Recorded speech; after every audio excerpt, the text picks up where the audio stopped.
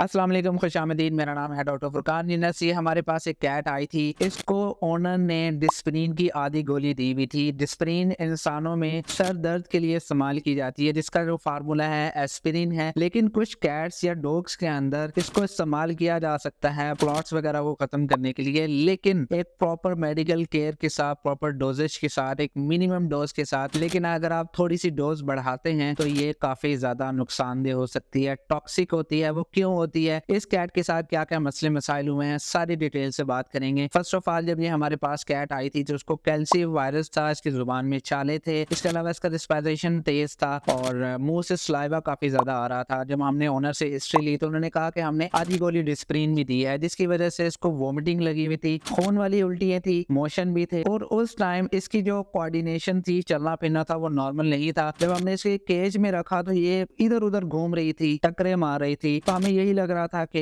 अल्लाह ना करे ये शायद सरवाइव नहीं कर पाएगी। लेकिन हमने इसकी पूरी ब्लड प्रोफाइल की, blood test, CP, LFT, RFT और यूरिनालाइसिस किया। रिपोर्ट्स इसकी काफी बुरी थी, लेकिन 50% से ज्यादा तो अल्हम्दुलिल्लाह ये रिकवर हो चुकी है। इस कंडीशन के अंदर अगर आप थोड़ी सी डोज बढ़ा देते हैं, सबसे पहले आपने उल्टी करवानी है अपने पेट को। अगर उल्टी हो जाती है तो जो जहर है वो जिस्म में नहीं फैलेगा। इसके साथ साथ आप फौरन अपने डॉक्टर से रजू करें। डॉक्टर कोशिश करेंगे कि अगर उल्टी पहले से हुई भी, अगर और ज्यादा उल्टी करवा सकता है तो अच्छी बात है। अगर नहीं होती हुई तो वो एक्टिवेटेड चारकोल इस्तेमाल कर सकते हैं, जो कि किसी भी टॉक्सिक सब्सटेंस को अब्जॉर्ब करवाता है उसके जिस्म के अंदर, वो टॉक्सिसिटी नहीं बढ़ने देता। अब बेसिकली एस्पिरिन जिस्म में करता क्या है, एस्पिरिन बनाता है सैलिसाइलिक एसिड। अब सैलिसाइलिक एसिड काफी ज्यादा नुकसानदेह होता है किडनी, लिवर और डिफरेंट ऑर्गन्स के लिए। ये टॉक्सिक इसलिए होता है कि थंब रूल याद रखें, कोई भी दवाई जब आप देते हैं तो उसको तोड़ने के लिए, उसको मेटाबोलाइट्स में कन्वर्ट करने के लिए जिस्म के अंदर एंजाइम का होना लाजमी होता है। तो एस्पिरिन को तोड़ने के लिए जिस्म में कोई एंजाइम नहीं होता, जिसकी वजह से वो डिफरेंट ऑर्गन्स को टारगेट करता है और काफी ज्यादा नुकसान पहुंचाता है। अल्हम्दुलिल्लाह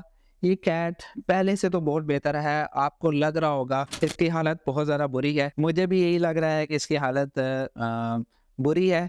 लेकिन जब मैंने फर्स्ट टाइम इसे देखा था, इट्स टू बैड, बहुत ज़्यादा बुरी थी। अल्हम्दुलिल्लाह पहले से बहुत बेहतर है और दुआ करें इंशाल्लाह अल्लाह पाक इसको सेहत दे। और मैं उम्मीद करता हूँ इंशाल्लाह ये ठीक हो जाएगी। और तो इसकी सक्सेस स्टोरी ज़रूर अपलोड करेंगे, क्योंकि 4 दिन तकरीबन होने वाले हैं हमने इसको मेंटेन किया हुआ है। पहली दफ़ा जब ये आई थी बिल्कुल ऐसा लग रहा था कि 2 मिनट के बाद ये एक्सपायर हो जाएगी। अल्लाह ताला ने इसकी ज़िंदगी रखी तो इंशाल्लाह ज़रूर सर्वाइव करेगी। और ख़ास तौर पे अगर आपका पेट इस बीमारी से इस तरह रिकवर कर जाता है तो आप कोशिश करें उसको मेंटेन करें, उसको अच्छी डाइट वगैरह दें और एहतियात करें कि आइंदा के बाद आप खुद से कोई भी सेल्फ मेडिकेशन ना कीजिएगा। मैं उम्मीद करता हूँ कि वीडियो पसंद आई होगी। पसंद आई तो प्लीज़ लाइक कीजिए, शेयर कीजिए और प्लीज़ इस चैनल को ज़रूर सब्सक्राइब कीजिएगा। इंशाल्लाह नेक्स्ट वीडियो में मिलते हैं। खुदा हाफ़िज़।